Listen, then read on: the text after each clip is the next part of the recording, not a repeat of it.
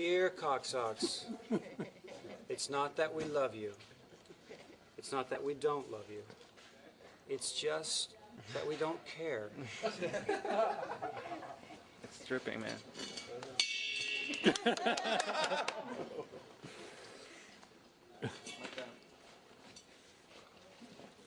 Oh, yeah, that's it.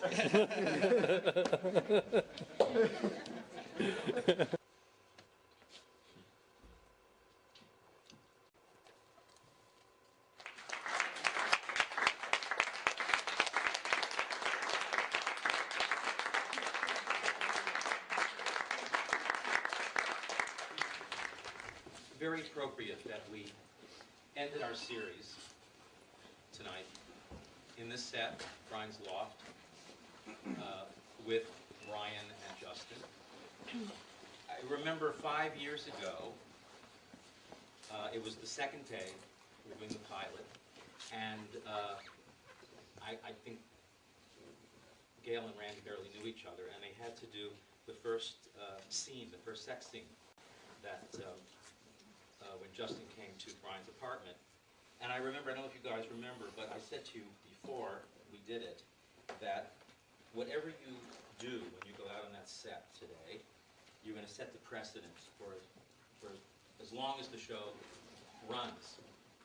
And I have to say, and I think we'll all agree, that you were absolutely amazingly magnificent that first time. And you continue to be magnificent in all you've had to do for 5 seasons.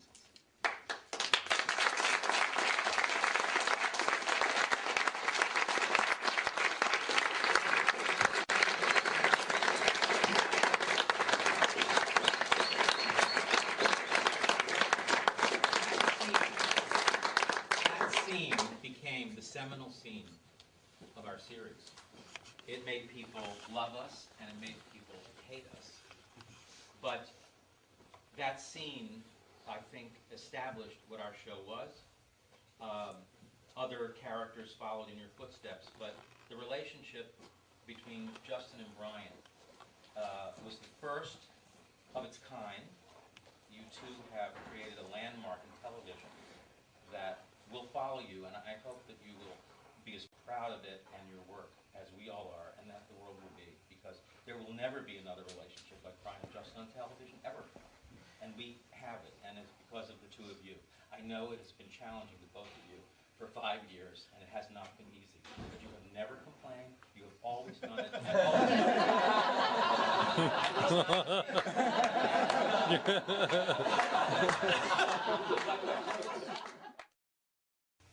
I truly applaud your courage and your wonderful acting, and hey, it's okay to complain, whatever you have to do to get through.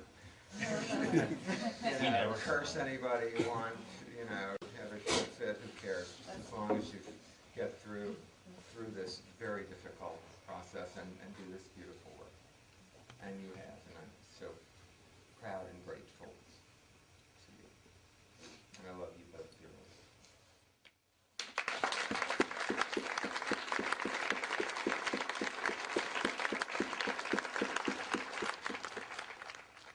Obviously a very strange moment.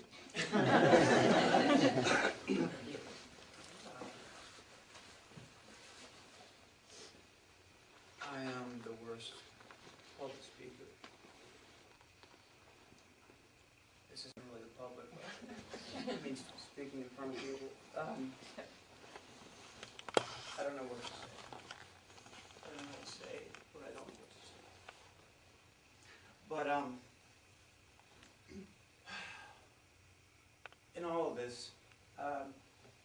wrapping things up, the only thing that I really care about is trying to relate all of this to what it means to be alive as a human being. And I'm still not really clear what that is as it relates to what we're doing right now. But I guess it's as important as you make it, you know? That's what I've learned. And sometimes you don't realize the impact of what it is that you're actually going through until it's over. It's just a hard old story. We all know that one, right? But all I want to say is we're all just trying to make it through, right? So I'm very happy to have had a sort of a, I guess, a second act in my life, and I'm very happy to have spent it with all you people, a lot of people that I wish were here aren't here. But for what it's worth, it's real good right now. And thank you. Thanks a lot.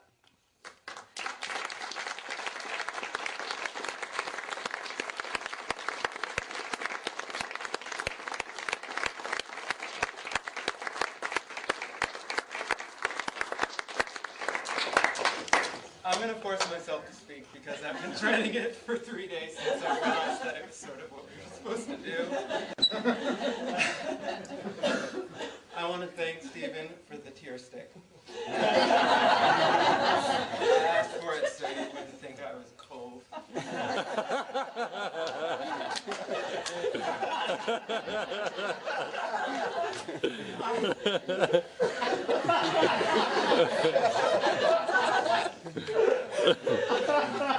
You know, I've heard so much over the past 3 days about the show and its importance and its significance, and it is all true and has an incredible amount of value, but when I look back on the past 5 years that I've spent in Toronto, the fact that we actually made a TV show is kind of like the last thing I think about. For me, it's the hours that I've spent with you, the months and days and years that we've spent together. It's like people don't spend this much time together. And people don't have the luxury of getting to know people in such a easy, thorough way. And people don't spend this much time with their families. And I wouldn't have wanted to spend like a minute less with any of you.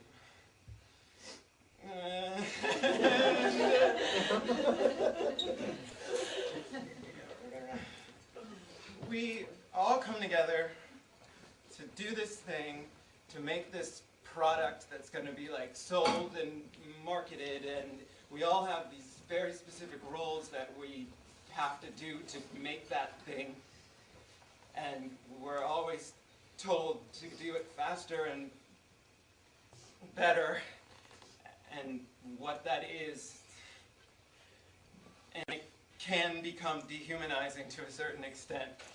So there's, for me, and I think for everybody who does this tug of war between like the reason that we're here, what we're making, and we want it to be good, and then like what Gail was saying, like the fucking reason that we're here. And the fact that I've begun sort of figuring out that struggle with the kind of examples that I've had, the kind of openness and the way that you've shared how you dealt with those things. Even when I couldn't show up for the fucking work, I always wanted to show up because of everybody here, and I'll never be able to thank you enough for that, because I never bothered to learn your names. That was my joke!